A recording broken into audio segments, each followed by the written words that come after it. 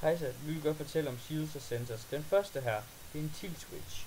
Den kan registrere om du drejer den, eller om du hælder den til den ene eller til den anden side. Det næste her, det er en rotation. Der stikker en lille pin op, som du kan dreje på og få til at gøre forskellige ting. Herefter har vi en knap. Det siger lidt sig selv, og når du trykker på den, kan du programmere den til at gøre forskellige ting. Derefter har vi en LED. Der findes to i den her pakke. Den ene er rød, og den anden den er grøn, og de lyser, når de sættes til strøm.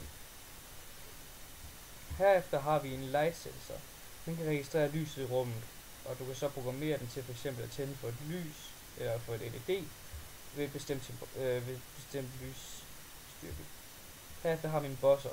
Den kan sættes til at larme, og hvis man piller klistermærket af, som ses her, så vil den larme endnu mere. Derefter har vi en temperatursensor. Den registrerer temperaturen i rummet, og kan så programmeres til at gøre forskellige ting, alt efter temperaturen. Og den sidste her, den terminal.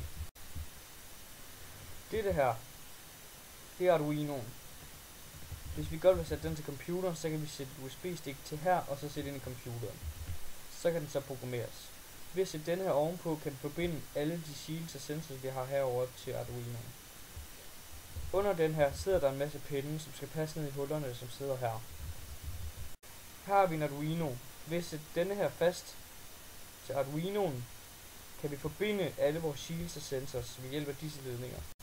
Dog er det ikke alle af disse, der kan bruges til at forbinde den.